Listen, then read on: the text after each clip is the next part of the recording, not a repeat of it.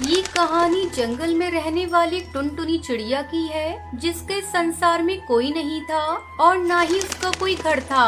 वो दिन भर जंगल की सैर करती थी और रात में एक पेड़ की डाली पर बैठकर पूरी रात गुजार लिया करती थी। एक दिन टुनटुनी चिड़िया एक पेड़ पर बैठी रो रही थी। तभी उसके पास एक कालू कौवा आता है। क्या हुआ चिड़िया बहन, आप इतना रो क्यों रही हो?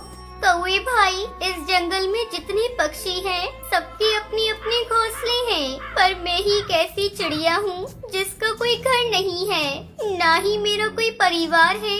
चिड़िया बहन, आप एक घोंसला क्यों नहीं बना लेती हो? कौवे भाई, मैंने कितनी बार अपना घोंसला बनाया, पर हर बार कोई न कोई पक्षी आता था और मेरा घोंसला तोड़कर चला जाता था, क्योंकि जंगल के सारे पक्षी मुझे मनुष्य पक्षी समझते हैं। कहते हैं मेरा इस संसार में कोई नहीं है, इसलिए मैं एक मनुष्य पक्षी हूँ। चिड़िया बहन, आप मेरे घोंसले के पास अपना एक घोंसला बनाइए, मैं देखता हूँ आपका घोंसला कौन तोड़ता है। टुनटुनी चिड़िया कालू कौवे की सहायता से अपना एक घोंसला बना लेती है और वो उसी घोंसले में रहने लगती है। थोड़े समय बाद जंगल के सारे पक्षी वहाँ प्रकट होते हैं और वो चिड़िया का बना घोंसला तोड़ देते हैं।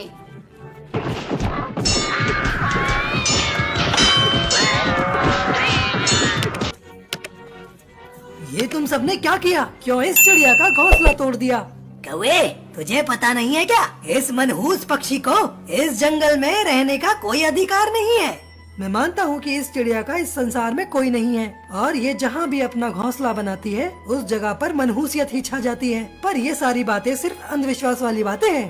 कौवे, तुम हमें ज्ञान मत दो, हम अच्छा बुरा बखूबी समझते हैं। इस चिड़िया को हम जंगल में घर नहीं बनाने देंगे। तभी एक तूफान आता है और तेज बारिश होने लगती है। उस तूफान में सारे पक्षियों के घोंसले टूट जाते हैं। मेरा घोंसला तो पूरा टूट गया, अब मैं कहाँ रहूँगा? अरे ये क्या होगा वाह, ये तो जंगल के सारे पक्षियों के घोंसले टूट गए। मैंने पहले ही कहा था ना, इस मनहूस चिड़िया को इस जंगल में घर मत बनाने दो। देखो इसके घर बनाने से कैसे सारे पक्षियों के घर मनहूसियत छा गई। इस मनहूस चिड़िया के कारण ही हम सब पक्षियों के घर टूट गए हैं। अब यही टुनटुनी चिड़िया कल हम सबके घोंसले बना कर देगी, वरना हम सब पक्षी तुम्हें जान से मार देंगे। मैं अकेले इतने सारे पक्षियों का घर कैसे बना सकती हूँ?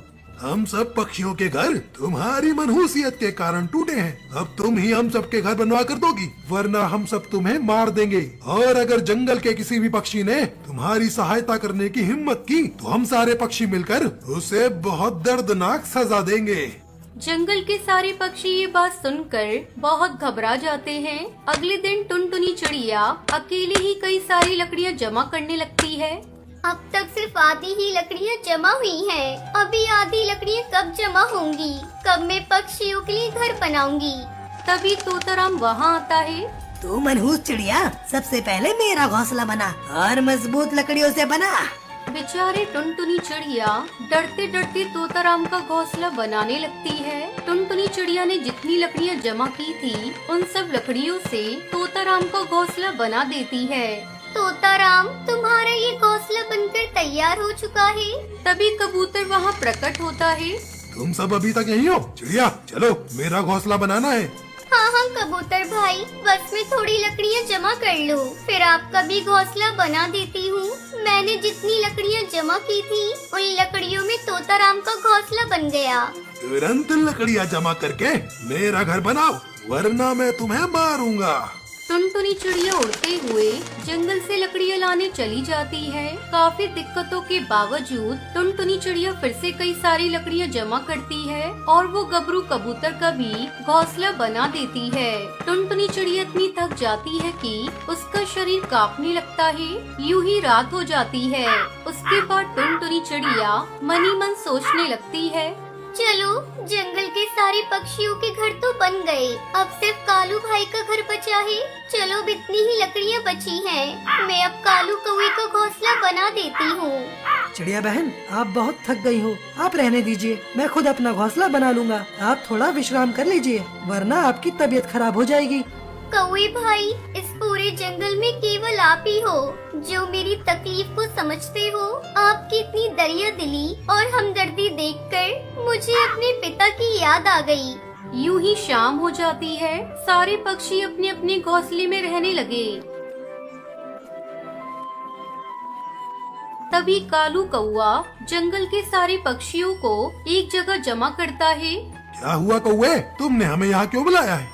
जंगल के सारे पक्षियों, तुम सबने कहा था उस टुनटुनी चिड़िया ने यहाँ अपना घर बनाया तो सारे पक्षियों पर मनहूसियत आ गई। पर अब तो उस टुनटुनी चिड़िया ने अपने ही हाथों से जंगल के सारे पक्षियों का घोंसला बनाया। अब तो कोई मनहूसियत नहीं आई इस जंगल पर।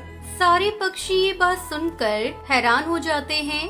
हाँ, ये बात तो सही है कौवे भाई, हमसे बहुत बड़ी गलती हो गई है। हमने उस मासूम चिड़िया पर बहुत जुल्म अत्याचार किया है। हमें टुनटुनी चिड़िया से क्षमा मांगनी होगी। कहाँ है टुनटुनी चिड़िया? मैंने टुनटुनी चिड़िया पर बहुत जुल्म किया है। मैंने उसे बहुत सताया है। मैंने ही सबसे ज्यादा टुनटुनी चिड़िया को परेशान किया है। उसे मनहूस कहकर उसका कितना अपमान किया है। अगर आज मैंने टुनटुनी चिड़िया से क्षमा नहीं मांगी तो मैं अपने आप को कभी जीवन भर क्षमा नहीं कर सकूंगा। अब पछताने से क्या फायदा। टुनटुनी चिड़िया तो इस जंगल से चली गई। उसने मुझसे कहा कि अब वो दोबारा कभी यहाँ वापस नहीं आएगी। मैंने टुनटुनी चिड़िया को रोकने की कोशिश की पर वो इस जंगल से हमेशा हमेशा के लिए चली गई है। तुम सब पक्षियों ने उस टुनटुनी चिड़िया के साथ अच्छा नहीं किया। उस मासूम चिड़िया को बहुत सताया है तुमने। जंगल के सारे पक्षियों को अपने किए पर बहुत पछतावा होता है। सारे पक्षी टुनटुनी चिड़िया को तलाश करने लगते हैं पर टुनटुनी चिड़िया का कोई पता नहीं चलता और जंगल के सारे पक्षी सदा के लिए टुनटुनी चिड़िया के गुनहगार बनकर रह गए और ये बात एक कहानी बनकर रह गई।